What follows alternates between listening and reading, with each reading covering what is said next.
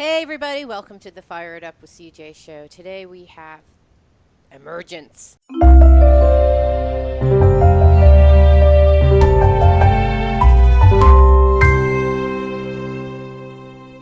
The 7 Steps for Radical Life Change. And we have Derek Rydell here talking about this wonderful book. Welcome, Derek. Oh, thank you. It's my honor and pleasure to be here. I just love this book for so many reasons. The first was just the idea of emergence, and there's something that was missing on my spiritual path. And I think that the concept of emergence really, to me, kind of knit things together in a way that hadn't been knit together before, and I really appreciate it. So I thought we'd first start off with just describing what emergence is. Yeah, absolutely. Um, yeah, it's a new concept for a lot of people to understand the core of emergence, which is that everything you could ever want, need, hope for, desire, it's already in you, that you brought it all with you. Hmm. And the breakthrough, the revelation, the insight came from me understanding the metaphor of the oak and the acorn, hence the picture on the cover of the Hmm. book, and that the oak tree is already in the acorn, that the acorn doesn't have to go out and attract an oak tree or achieve an oak tree or become worthy of an oak tree. And the acorn is not an inadequate oak tree, it's a perfect acorn, but it has a much bigger pattern within it that's trying to emerge. And when the acorn is in the right conditions, when the conditions in the soil match the pattern already in the seed, that inherent potential and purpose naturally emerges. So that's the definition of the law of emergence. Right. When the conditions match the pattern already within the seed, its potential naturally emerges. And Hmm. this happens in nature. Every seed, when the conditions in the soil and the environment are congruent with the pattern in the seed, it emerges. Hmm. It also happens in the quantum field. In quantum physics, we understand we're in a field of infinite seed ideas, infinite patterns. And through the observer effect, it collapses all of that potential into an actual possibility. When the conditions are right in the quantum field, the underlying ideas, the underlying patterns begin to manifest and emerge. And it looks like things are being attracted and achieved, and there's cause and effect and interaction, but there's none of that actually happening. That's all an optical illusion, as Einstein said. Our sense of separation from each other is an optical illusion. There's an emergence of the wholeness and the perfection and the perfect pattern that's already here. But as it emerges in time and space and duality, it looks like interaction and attraction. And so the value, this is not merely semantics, but the value to begin to embrace an emerging or an emergent paradigm versus an attraction or interaction paradigm is when you're coming from the belief that you're lacking, something's missing, broken, you don't have enough, you're not enough, and now you're going to try to attract it Hmm. or achieve it. You're what you're really Mm. activating is a seed of separation, limitation, lack. And that's why so many people, even if through traditional success strategies or law of attraction, they may manifest a bigger, paycheck, but they just feel broke or are broke at a higher income bracket. Hmm. Or they may manifest a bigger house, but they find themselves even less at home. Or Hmm. they may manifest a new mate, but they end up in the same arguments. It's Hmm. because they've manipulated conditions, but they haven't fundamentally changed. They're not fundamentally at a different level. It's Hmm. like rearranging deck chairs on the Titanic. Right. Uh, so emergence allows you to come into alignment, into harmony, into congruence with that divine potential, that purpose, that unique and perfect pattern of your being. And as you come into alignment, it starts unfolding. It Hmm. starts, and it transforms you from the inside out so that when you get the bigger paycheck or the bigger house or the new relationship, you are a perfect match for it. Mm. And you're not having to struggle to hold on to it. You don't have to worry about losing it because you're it. Hmm. As Gandhi said, you must become the change you want to see in the world. So Hmm. emergence allows you to become the thing that you want, because it's already in you and it already is you. Mm. And as you become it, you just are allowed, you manifest that which has always been happening just in the invisible. And I'll use Mm. one last analogy and then we'll move on Yeah. for people to really drive this home because we're on radio right now. Mm-hmm. So one of my favorite analogies is that of radio broadcasts. Mm-hmm. Right now, you're inundated with broadcasts. And somewhere in this field of broadcast, right where you are, whoever's listening and watching, your favorite music is playing. And but it's not manifest in your experience. But it is playing and it is broadcasting and it is present right where you are. When you tune the dial of your radio to the station where that music is playing, so that your frequency becomes the frequency of that station becomes manifest. Or as I like to say, you have a manifestation. Mm-hmm. And and but where was the music before you tuned in? It was right here. You Mm-hmm. didn't have to take your radio and run down the street and catch it, right? You didn't have to sit around and wait for it. It was already here, fully, not just in potential, but actual playing, broadcasting. Mm-hmm. But it wasn't yet manifest until you were in alignment with it. Right. And this is what the great masters were teaching. This is what Jesus was teaching when he said, they're like, when's heaven going to come? What's it going to look like? He's like, no, no, no, no, no. Mm-hmm. It's not going to come. It doesn't, you're not going to see it through your eyes and your senses. You have to tune into it. He said it's already at hand, but having eyes, you don't see it. Having ears, you don't hear it. But he was trying to say, no, you don't get it, folks. It's here. You're living in it. But he was teaching, like Buddha, like all the great masters, how do you dial in? How do you tune in to that station, into K-love instead of K-lack? Right. you know, so that's what Right. emergence does. It gets you tuned in to the broadcast of abundance, the beat of joy, the rhythm of joy, the symphony of success that's already broadcasting right where you are. Mm-hmm. And then it becomes manifest as your experience. Mm. And actually, for me, the thing that was most comforting is so I've always believed that a person has a destiny and that we actually are Yeah. given some set of skills, traits, or whatever to fulfill that destiny.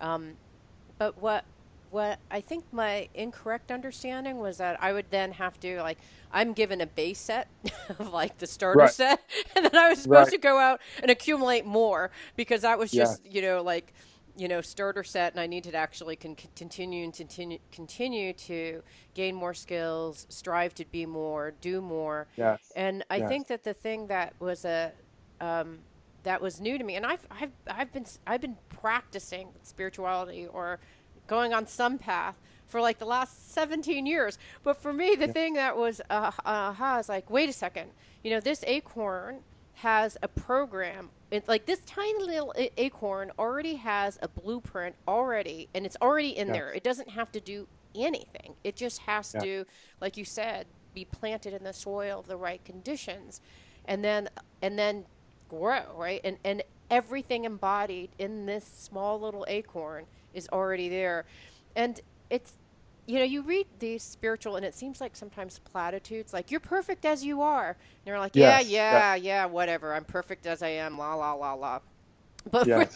really it's like but what was different in your book is that there's just some big divine orchestration that's happening, and every single one of us has within us this divine plan, and we don't have to do anything. We don't All we have to do is open up to it. We don't have to strive. We don't have to, like you're saying, sit there and trying to manifest $1 million. Like it's not about that. And I think that a lot of the spiritual materials out there are about trying to get material things versus Yeah. unveiling what's in there already. And that was, I think, a major switch from in your book, Emergence, that I haven't really read as often, Yeah. but I'm reading more often than not. Um, Yes. so I really appreciated that. And as you were telling Emergent, your description of Emergence, for whatever reason, I was thinking about my son who I spoke with the other day, and he's in his senior year in high school. And he said, Mom, I really cannot, life is so meaningless. And I said, really? And he's like, yeah, I'm taking tests, but really what I'm doing is learning how to take a teacher's test on the material. And I'm getting good grades. And, I've gone through and done my SATs, and I finished my college essays. And it's just, what is this all for? What is the meaning of all this? And I said, yeah, honey, it's really hard because there's two games that are being played at the same time. There's this kind of game of getting into college and kind of going up that ramp of fitting in and getting a job. And then there's another thing where you can see through it all and realize that it's meaningless on some level. But I couldn't come in and fill in the rest.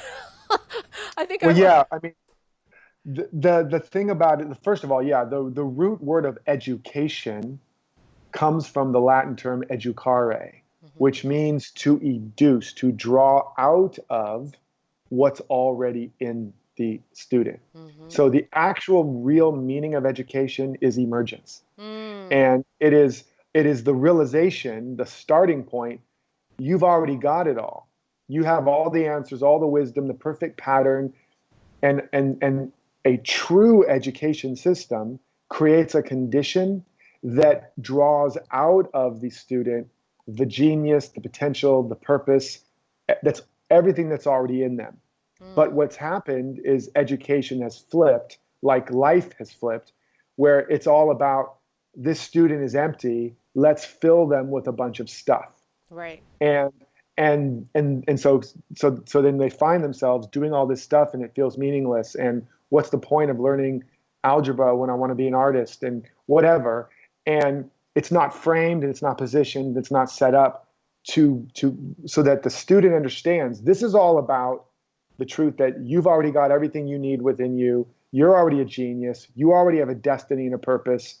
And this class, this school, this time of your life is about discovering what that is, that thing that totally lights you up and turns you on and that you were born for and meant for and here to give, and then supporting you and creating conditions that bring that out of you Mm. and embody that in you so that you can live it and give it in the world. That's not what most education Yeah. is designed So for. the so But if that I is the real meaning of Yeah, if education. I had said to him, actually, the meaning is discovering yourself through these classes, through the teachers. You're discovering who you are, because he said, I'm not going to remember this out. Right. He's in advanced. He's in a very advanced math. He's like, I'm not going to remember any of it, and I Yeah. probably will never use it. So it just seems futile to me. But it's the idea. It's kind of you're learning about the process of learning, and you're learning about who you are. That you don't care about, advanced Yeah. calculus. Yeah. You are learning that if it's framed that way. If Right. if if either because if the parent or the teacher is framing it that way so that the student understands that it's constantly reconnecting back to what matters within the student, Mm. then yes, it all will serve that purpose. If that's not happening, what can happen is the exact opposite. The individual grows, creates a lot of resistance to education and learning. They create a lot of coping mechanisms to not feel the pain of how much they feel like they're wasting their time, Mhm. or they avoid, deny, distract, create all kinds of other things. So it can have, and then they grow up with this aversion to learning or education, Mm. or a rebellion against structure and form. And so the parent's job or the teacher's job, if the student can't do it, is to have that. And then for us personally, as individuals, we're still in a school for Right. all of our life, right? Right. Um, we have to embrace it the same way. Stuff's happening in our life all the time that we're like, why is this happening? How is this supporting me? What's the point of this? Why? And then we also don't get the lesson. Mhm. And we become a rebellious, resistant student of life. And we're missing all of the possibilities that life is giving us to develop and cultivate the conditions for our greater emergence. Mm.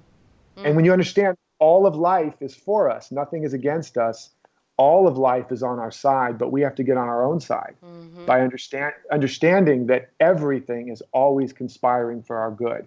But it does require us to be on the lookout for how is this serving me and supporting me? What is the lesson and the blessing in this?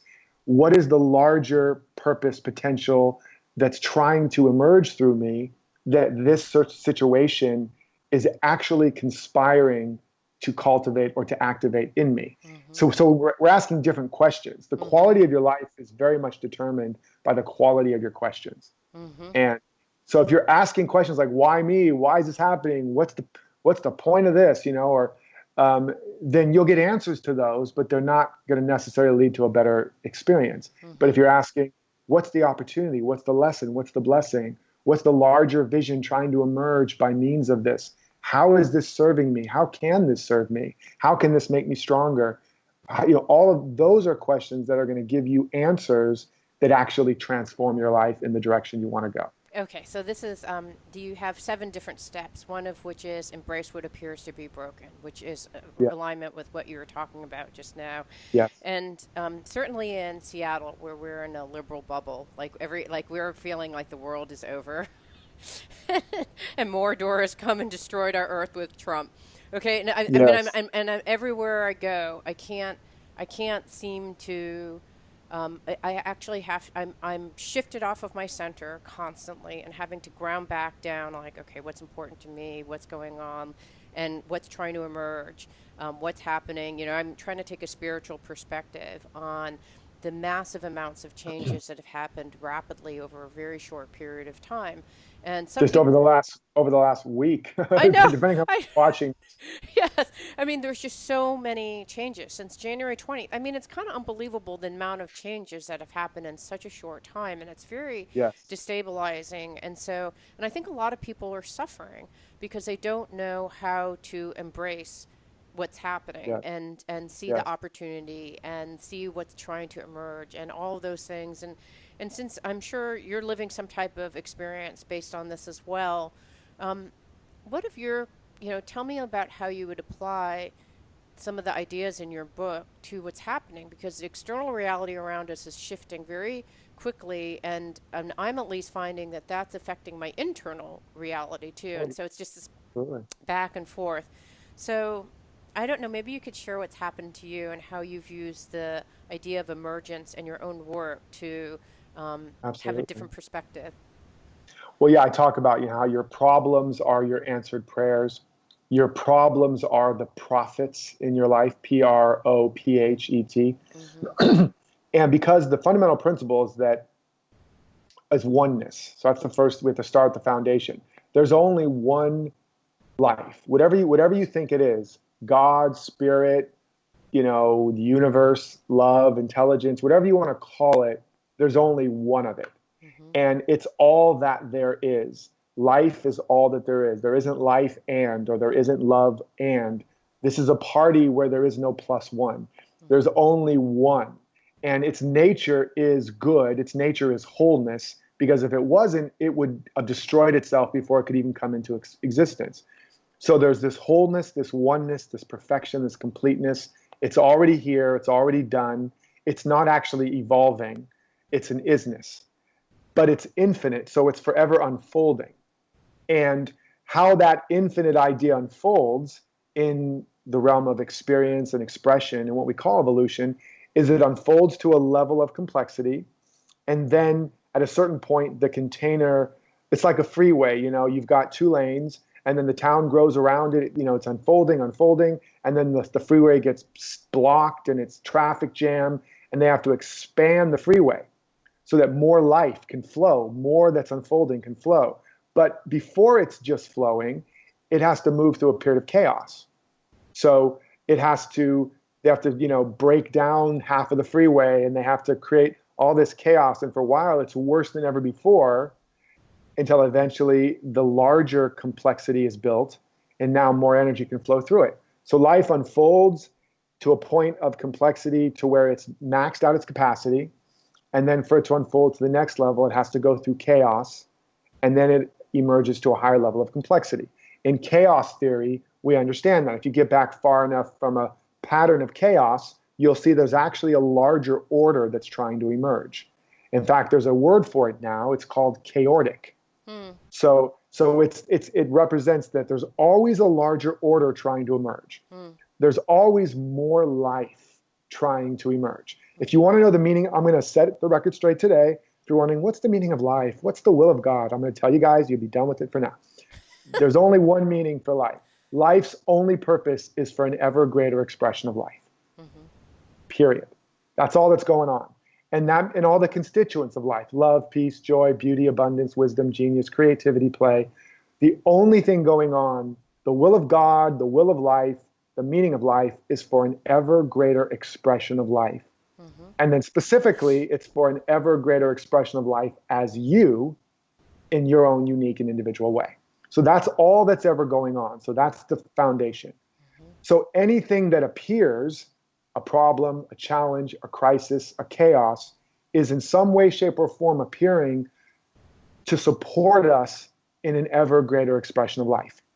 And it's also appearing because on some level, we have already activated an ever greater expression of life through prayer, through desire, through vision, but we have not yet created the structure that allows it to flow through us. Mm. Like the freeway, people are showing up.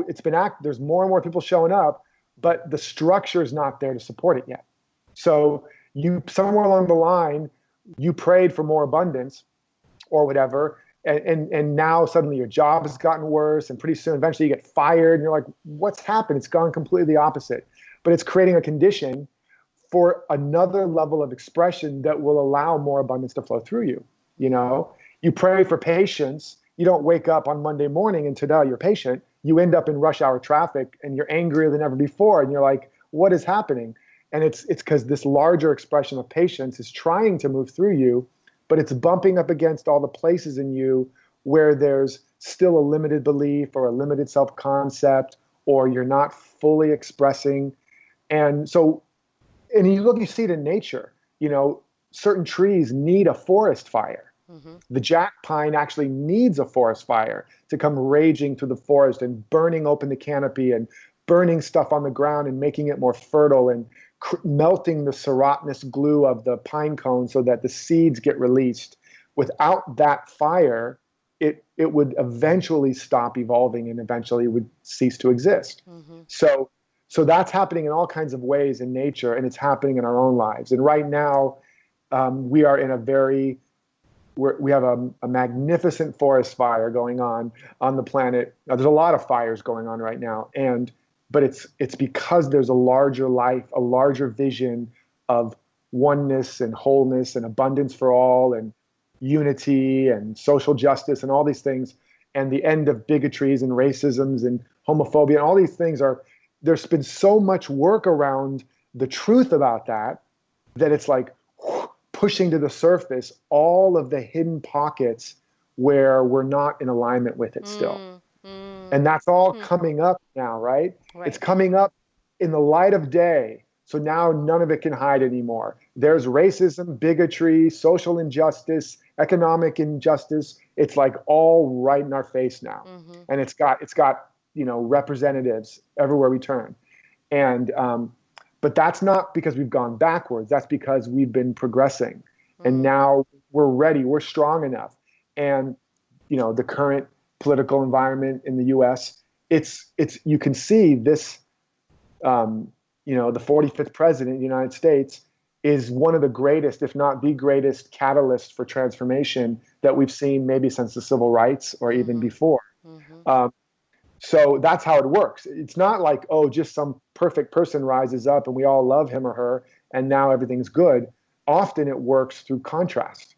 Mm-hmm. And there's more marches and movements and organizations and young kids getting involved and people getting involved than ever before. Mm-hmm. That's going to change the whole course of evolution and history in the long term. Mm-hmm. And if you look at actually the 45th president, 4 and 5 is 9. It's the number of completion. Oh, huh. So there's a magnificent evolutionary catalyst going on right now. So now let's take it and step it down to our own personal life. Right. In our own personal life, there's events that are happening that feel like that, and we wish they would go away. They wish they wouldn't happen, and we're trying to either solve the problem or get rid of it. And you can't ever solve a problem. A problem is an emblem of a state of consciousness, like ice at 32 degrees and below. You can't solve the problem of ice if you're living at 32 degrees or below. Mm-hmm. You pour hot water on it, it just becomes more ice. Mm-hmm. So you have to actually rise above that temperature. And when you rise above 32 degrees, you don't solve the ice. The ice dissolves because it cannot exist above 32 degrees. That's not where it lives. Mm-hmm. So the problem in your life right now is calling for something more in you to come out, and evolution. Problems dissolve as we evolve. Mm-hmm. So it's calling for something to be developed in you, some quality, some capacity, some strength to be activated in you and embodied in you. And when that happens, you're taken to another level. And at that higher vibrational level, mental, emotional, spiritual, vibrational, whatever the problem was, it doesn't live there. That's why Right. Einstein said, you can't solve a problem at the level of thinking that created it. And he also said, arrows of hate have been shot in my direction many times, but they can no longer touch me because they come from a world I no longer inhabit. Mm. Yeah, that's So really that, interesting. Yeah, and I think that actually the thing that's interesting for me when I look at it is that I'm looking at all the potential responses that I've had, my friends have, that I have initially, and it's almost like it's paradoxical because what I've seen is a lot of hate and fear towards people who have hate and fear and policies that are exactly. hate and fear. So it's paradoxical, like trying to fight. And I think this is what you're saying with the ice analogy. If you have hate and fear, I hate and fear Trump, right? And his whole agenda is about I security and safety, but I think it's embedded in hate and fear. So trying to fight hate and fear with hate and fear, I don't know if it's going to go anywhere. If you love Well, Trump or like get to a level of this is what I'm taking from it. I don't know if this is what you yeah. intended, but if you go to a higher level of consciousness and say it's all good, like this is he's he has to be like Pele, like Kali, like whatever destroyer that there is out there to create things. And inside of us, he's transforming things, and he's transforming things outside of us for this incredible awakening. So somehow love that he's doing this, even though it hurts you. Anyways, I don't know. So what did you mean by the whole ice Yeah, and absolutely. I mean, everything you're saying is accurate. You can't get rid of hate with hate. yeah. You can't end violence with violence. It's the same vibration. That's why Einstein said you can't solve the problem at the level of thinking that created it. Mm-hmm. So, and this is what Jesus was teaching. And by the way, when I talk about Jesus or Buddha or whoever, this is not religious talk. This is principle. Mm-hmm. Religion actually comes from religios, that means to bind. It's the same word as ligament, same root. It means to bind you back to the truth or bind you to the source, the way a ligament binds the muscle. Mm-hmm. So, so you are the principle when Jesus was saying, love your enemy. And when he's talked about turn the other cheek, that doesn't mean let somebody else hit you again. It was bring a different energy to that energy. Mm-hmm. So bring love to hate is turning the other cheek. Mm-hmm. Bringing, optimism to cynicism is turning the other cheek. Mm-hmm. Loving your enemy, he said, and then he said, the enemy is in your own household. In other words, it's in you. Mm-hmm. There is no enemy out there. You're not really in the world. The whole world is in you. And so when you perceive an enemy that pushes your buttons, that makes you mad, sad, scared, angry, whatever, that's showing you the enemy in your own household. Mm-hmm.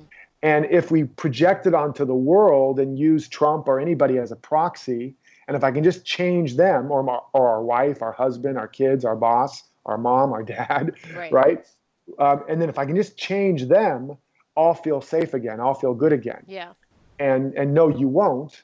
And because you're projecting your own shadow, you're projecting Right. what's in you onto them, right? Right. And so loving your enemy means looking at those places that you think are bad, that you think are negative, and loving them means entering into communion with them. Mm-hmm. Means really, when you love something, you really want to know it. You want to understand it. You don't want to change it. Mm-hmm. So when you really love, let's say Trump or whoever makes you feel your judgment about him or somebody is that they are hateful, that they're discriminatory. Mm-hmm. When you then look back and say, okay, where's the hater in me? Where's the discriminator in me? And you really get honest and notice, first of all, where that's showing up in your life, because it is. And if it's not showing up on someone else, you're hating on yourself somewhere. Mm-hmm. You're being judgmental and discriminatory of parts of yourself. And you are creating a ban on foreign visitors within your own soul. You are Right. preventing the immigrants of your soul from entering into other parts of your life. You're doing all this in yourself. Right. And then you seek to love that part of yourself, to really understand it.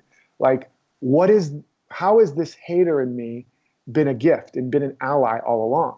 Mm-hmm. And for example, you might discover because I rejected that, maybe my dad was like that, or I saw my mom victimized by people like that or whatever, and I decided I would never be like that, and so you rejected that part of you. But as a reaction to that, you developed a whole another part of you. You developed a lover, a person who's for rights or freedom or whatever. And those are some of the things you love the most about yourself. Mm-hmm. But those were the result of you working with the weights of the hater or the controller or the greedy or the selfish. Think of it like a weight room. When you go to the weight room, you call that resistance training. Right. You're literally lifting weights, and the resistance against it builds your muscle. Mm-hmm. All of your resistance against these parts of you has built muscles. Mm-hmm. And those muscles are the parts you like the most. But you've built only one part of you. So you've been like just working your upper body, but not your lower body, or just working your right side and not your left side. And your life is off balance. So these things are showing up in your life to show you the other parts of you that you have to now embrace. Right. So in some ways, this is about personal transformation just as much as societal transformation, because it's highlighting. There is only personal transformation. Right, because it's highlighting those, you describe them as shadow or unowned parts of ourselves. So, like, I was mad initially. I'm like, oh, these stupid, ignorant people who voted for Trump, and like that was my initial reaction. And I thought, well, actually, I'm stupid and ignorant because I didn't even know that they existed. And I mean, so when you can see the people, the things that you're projecting onto others, blaming others, criticizing others, judging others, or things that we just haven't owned within ourselves. So for me, it was ignorance, or fear, and it's hard because even lately it seems like I should be writing a petition. I should be like sending pluses and calling my senators, and I just can't. I can't bring myself to do that. The only thing I can bring myself to do is read and listen more, because it feels like I just don't understand what's going on, and to instantly snap and say he's wrong, I'm right. There's the truth is in this muddy middle. Like the more I know, the more I realize I don't know. When I hear about the wall, I hear about all these different things about immigration policy, how it's been so hard to be enacted, and if you have laws and systems that aren't being enforced, and that's a problem, and then but the wall can be, all these different stories back and forth, and the more I know, the more I realize I don't know, and so I can't even act because I don't even know what I believe yet, because I don't feel like I have all the facts, and then I feel guilty. Because I thought, well, why am I not writing a senator? I'm like, I just don't even know if I believe that the thing I'm writing is true. So how could I write them? And, well, and the other part of that is you said is it's acknowledging, like you said, where you're ignorant and stupid, and without judgment. Yeah. But there's a fundamental truth that no matter how much you know, you will always be profoundly ignorant compared to what's knowable. Yeah, that's true. Forever. That will never, ever change. Yes. And that right there is called your shadow laugh. So that little laugh right there is the part of you that's like, oh, that the shadow's been spotted. Right. And so the truth is that we are all profoundly ignorant. And the lie is when we try to convince ourselves that we aren't. Mm-hmm. And now then you look, when you embrace the shadow of ignorance or stupid or whatever, you don't become more ignorant and stupid. You become more humble, more pliable, more flexible, more available to more and more wisdom. Mm-hmm. When I embraced my stupid self, I used to be a know-it-all because I had a stupid shadow. I had a part of me that felt stupid. Mm-hmm. And so I was always trying to assert my knowing or the flip side was I would withdraw and not speak up or not share because what if it's stupid? Mm-hmm. And I didn't want to feel the pain and the shame of being stupid. When I embraced my stupid self, and it really drove me crazy when people were stupid. And I was like, no, I have the answer. I had to get in there and be a know-it-all, right? So when I embraced my stupid self and really fell in love with it and understood that part of me, not to make it you're not embracing that part of you to go from stupid to smart. That's the mistake people make. You're not trying to turn that frown upside down. You're trying to embrace that part of you as it is and understand it as it is and understand its value and its gift as it is. And when I began to understand that, when I embraced my stupid self, which was the part of me that didn't know, that's all it is. It's a part of me that doesn't know or that knows things that aren't so.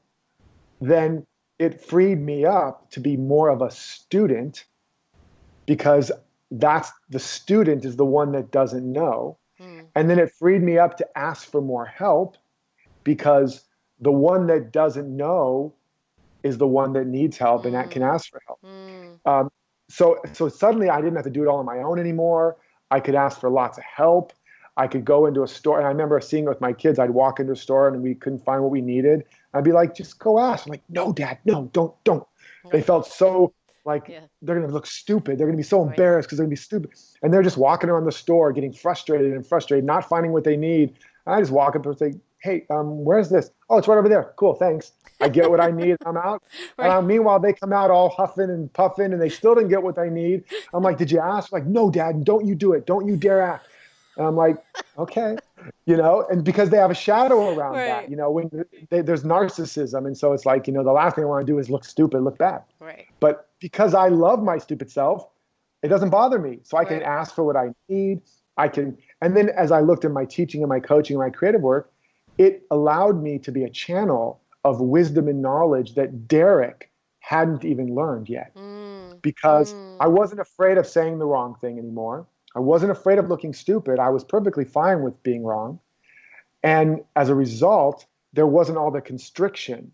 And so now I was more open, and downloads and wisdom and intuition and literally psychic capacities to know things about people, to know them on the spot, to be able to express teachings and downloads that with a level of power and authority that changed people's lives. Mm. And Derek, meanwhile, is sitting there learning at the same time, going, wow, that's amazing. Wow, that's cool. I'd never heard that before. And it's coming out of my mouth, but it didn't have to be learned in the traditional way. Mm. Because of embracing the stupid self, I became a channel to all the wisdom that's available Mm. according to my needs. Mm. So this is just one example of when you embrace this part of you, it's there to give you these gifts. Mm-hmm. And a lot of the areas you're struggling in your life is because you're being driven by a compulsive need to not look at or feel that part of you. Mm. So Because, how do you know if you're just okay, so in the case of okay, in the recent Trump thing, I look at all my friends are tweeting and Facebooking and and emailing and calling, and I'm like, I just can't do it. I literally I meditate with them. I just can't bring myself to do it. And then I thought, yeah. am I just being lame? Like, am I just not acting because I just don't know? And so is the don't know, and this, you have this in your book, right? Is the don't know and like I don't know, I don't have the energy. Is that just an excuse Well, not to there's a move little bit forward? of it, for you, because part of you, because you just said it, part of you is, I want to wait till I have all the answers and I'm sure I'm doing the right thing before I do it. Right. And so there's a little bit of that. And that's a compulsive drive to Mm. not be ignorant, to Mm-hmm. not be stupid, to not be one of those ignorant, stupid people that does and says the wrong thing that then it backfires. Right. So part of you of wanting to figure it all out and make sure is to avoid that part of you. When you love your ignorant, stupid self, and just know that even no matter how much you might still be wrong, and that's okay. That's going to free you up for whatever the right action is. Now, Mm-hmm. that doesn't make it wrong to learn and know and grow and Mm-hmm. study. Mm-hmm. It's just, if you have a shadow, it doesn't allow you to be an instrument and express life unless the condition's perfect Mm-hmm. and according to that shadow, right? Mm-hmm. So, um, like if you have the selfish shadow, meaning if there's a lot of shame or guilt around being selfish, which a lot of women have Mm-hmm. because they were conditioned to believe we take care of other people. Mm-hmm. And if we want for ourselves, that's selfish. And if we want it really, really strong, then we're the B word. We're Mm-hmm. even really worse. Right. And so um, when you embrace the selfish self, then you don't become more selfish in that respect. In fact, if you don't embrace it, you're going to end up being selfish, at least to yourself, Mm-hmm. profoundly. But as you embrace it and integrate that part of you, you're able to take better and better care of yourself. And as a result, you have much more to give. Mm-hmm. and you, instead of giving from empty where you feel resentful or angry or bitter or overwhelmed or exhausted. So when, as you embrace the shadow, you will be moved into some kind of action ultimately, and you'll be moved into compelling action, but you won't be afraid of doing it wrong or doing too much or doing too little. You won't be in your head as much, Mm-hmm. which is where we live when we've got these shadows and these parts of us that are unexplored, that Mm-hmm. are unembraced. We end up Yeah. having to go into our head to not feel all the pain and the discomfort in our body and Mm-hmm. in our heart.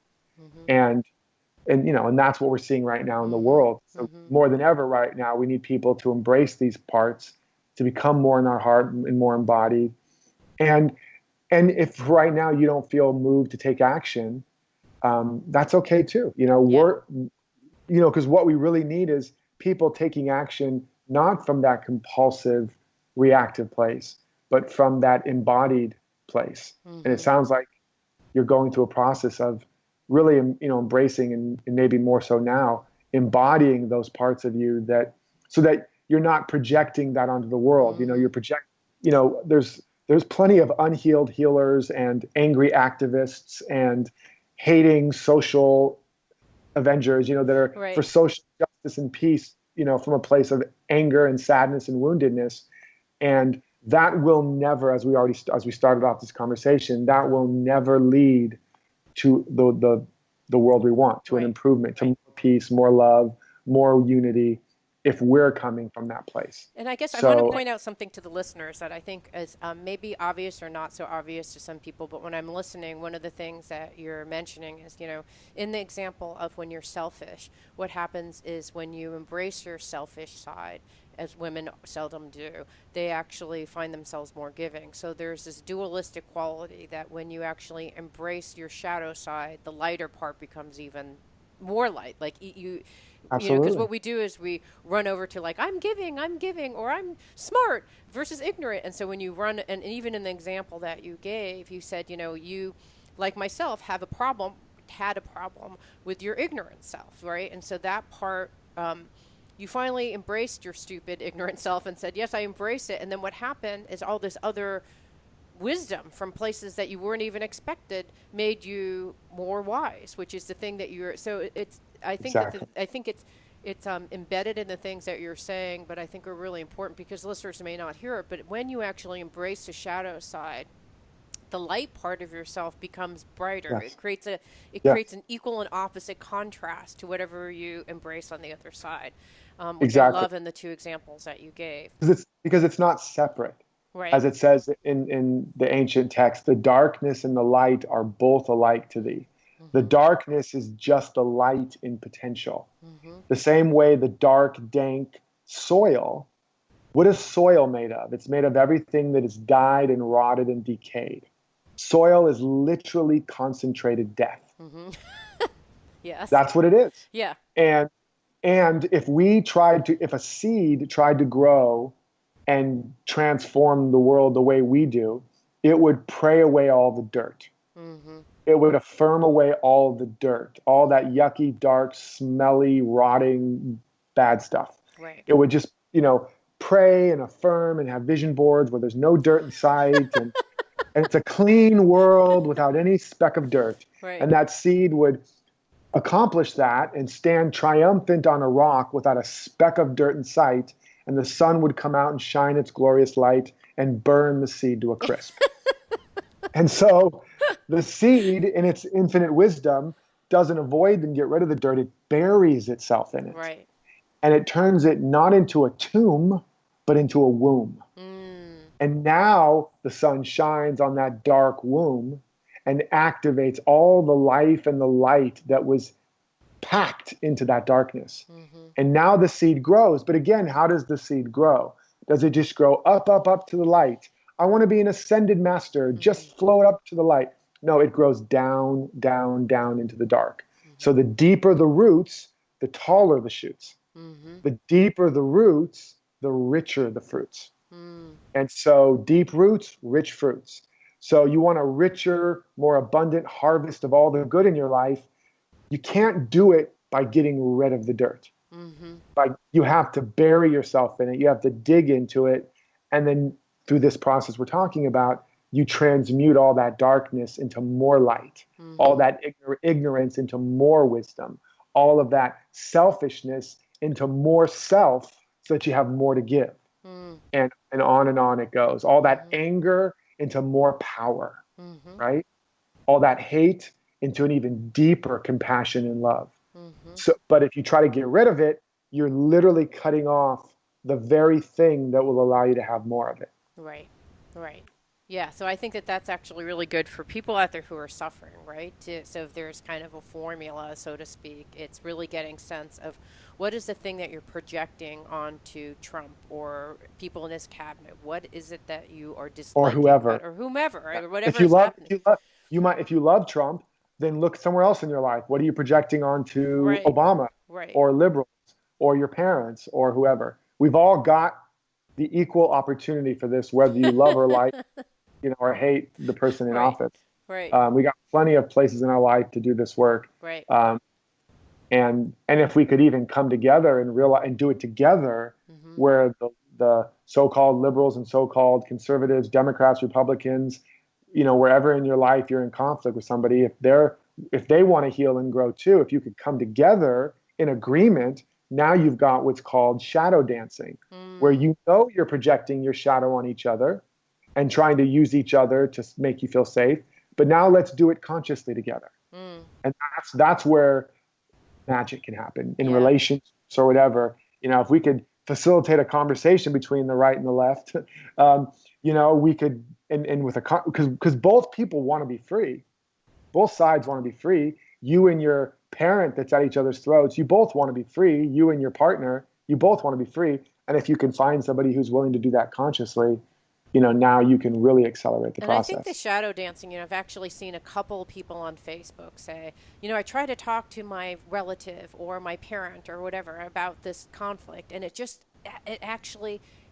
added more conflict. And like we just turned off, hung up the phone and said, I just agree to disagree, which I think it's maybe somehow the idea of common ground, I think, is there's probably not enough listening and a lot of telling.